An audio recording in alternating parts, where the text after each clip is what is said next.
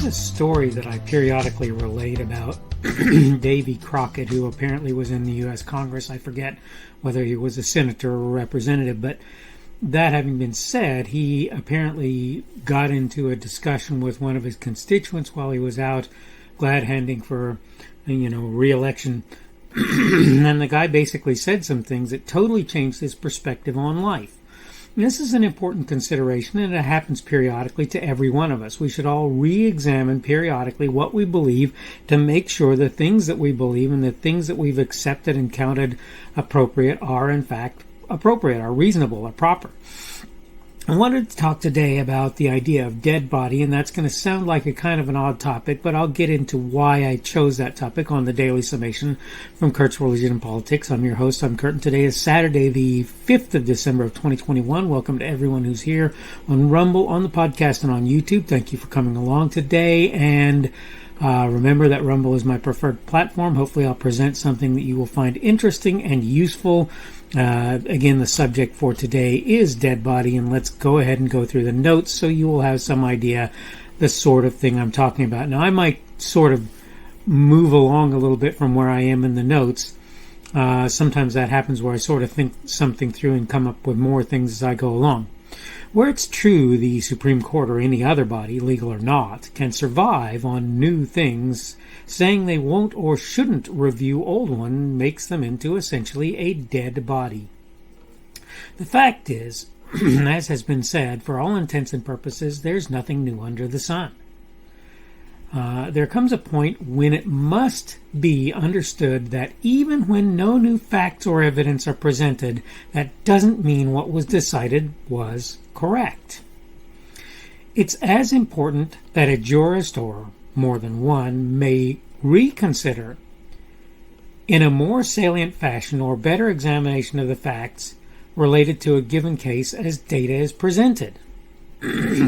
It's equally possible that someone presenting a challenge to an existing ruling can and will argue the merits of the case in question with far greater ability than the previous person or persons doing so. I can't tell you how many times I've heard that an appeal was denied, that is, that they didn't even get to do the appeal, when new evidence was presented or evidence considered in past was not presented or accounted properly.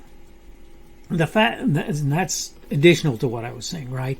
The fact is, the more serious or far-reaching the case, the more likely it is that reconsideration need occur. I say this understanding well that something decided as I would like it to be may be overturned on appeal.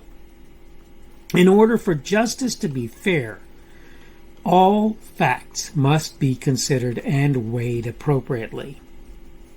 I'd rather err by giving audience to an appeal that resulted in no change than have a case not be reheard that might result in a different outcome. It's important that a given body continue to consider and work to understand cases whether new or previously presented. When considering new cases, or even cases that have been heard before but have different outcomes on subsequent airings, or don't even for that matter, it's entirely possible they may weigh on other cases, previously heard or not. So in other words, it's possible that if one case changes in the way that it's decided, other cases that were decided with it as a precedent may also change, so can or should be reheard. Previously heard or not, let's see. So let's go through this again. When considering new cases or even cases that have been heard before but have different outcomes on subsequent airings, it's entirely possible they may weigh on other cases, previously heard or not, in ways we may not consider until after having them be examined. It's a simple concept. Courts and other such entities who stop hearing cases or rehearing them may as well be dead bodies. I don't think this is super complicated, right? I think you kind of get the idea, but let me just say this one thing to begin with, okay? By the way, I'm done with my notes, as you probably have imagined or figured out.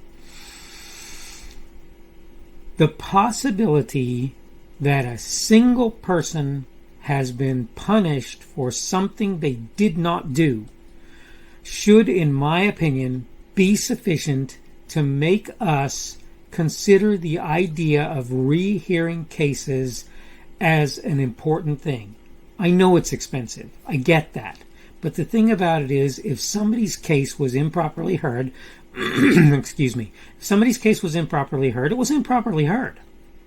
And the problem is that going to different venues, having different people argue the case, having new data or information presented, right, having precedent change may well be enough to make it so that a case can and should be reheard, and so the results of rehearing that case may be totally different than what was initially decided in that case. And this is totally aside from the idea that I've heard of many cases where people languished in jail while there was evidence presented that showed that they were innocent of a given crime, and people refused to rehear the cases. Okay, this idea that precedent is all that matters, this idea that we've heard sufficient data in this case, or that the new data presented is not sufficient to overturn the case, right? You don't know that. You don't know that. You certainly don't know it until after you've gone through a rehearing of the case. So when people toss out appeals, right, to existing cases, to cases that have already been decided and seem to be pretty decisively so, right, pretty strongly decided in a given direction, you need to understand that does not mean there's not a possibility that the decision that was made was wrong. It is possible.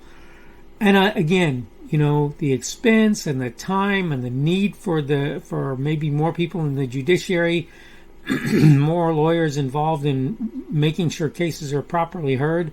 I get that that's expensive, and I don't like that.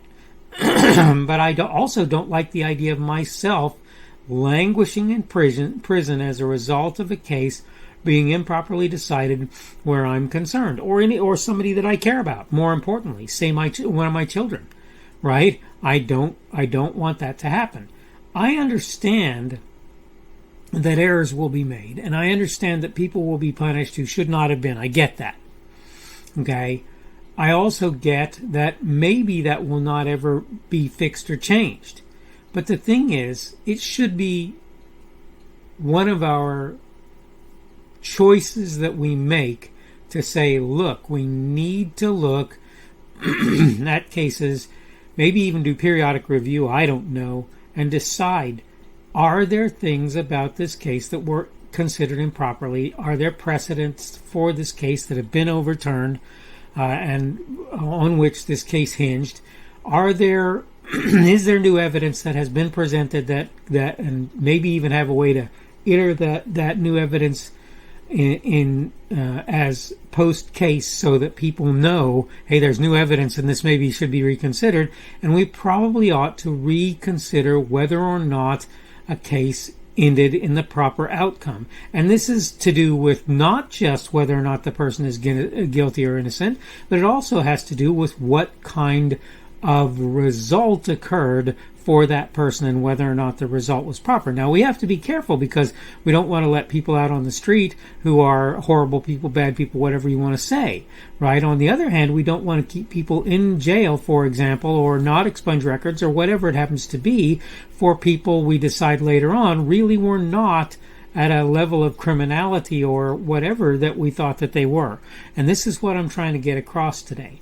The thing is, I consider it a dead body that won't look back at its decisions, that won't be careful about its new decisions, that won't be very careful about precedent to make sure that it doesn't misuse or abuse it. And this is what I wanted to try and get across today. Okay, I'm out of time.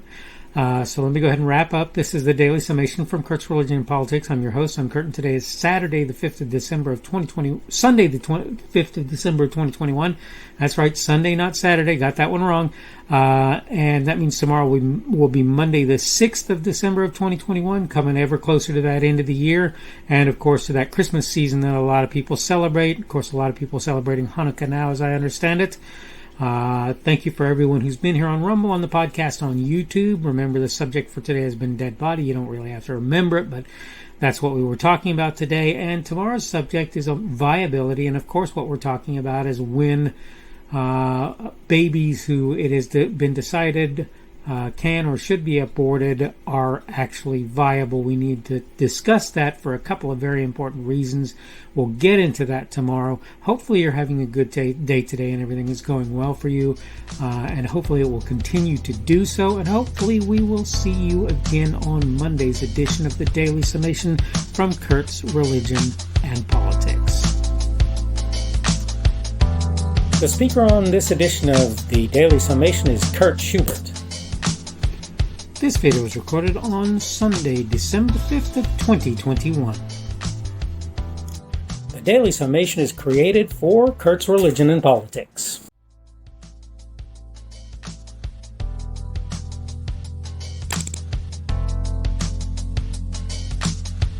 Thanks for watching this edition of the Daily Summation from Kurt's Religion and Politics. I hope you found it entertaining or instructional, or maybe both. If you want to see more from me, you can go to blogs.kpschubert.com. That's blogs.kpschubert.com. I am on Twitter, Parler, and Minds.com. My handle on each of those is @kpschubert. That's @kpschubert. I have a Rumble and a YouTube channel. They are the Kurt's Religion and Politics channels on Rumble and YouTube. I have a Facebook page. The Facebook page is Kurt's Religion and Politics as well. I am on Patreon. If you want to support me, that's one of the better places you can do that, and you will find me at Kurt's Religion and Politics on Patreon. I have a podcast. The podcast is podcasts with an S .kpschubert.com. That's podcasts.kpschubert.com. I think you should be able to find me with relative ease on Apple Podcasts, Google Podcasts, and Spotify as well. The best way I find to do that is to look for Kurt's Religion and Politics. You can try to use the Daily Summation. I find that it doesn't work as well as a general rule, but you can always try that. I'm glad to have you aboard today, and hopefully we will see you again tomorrow.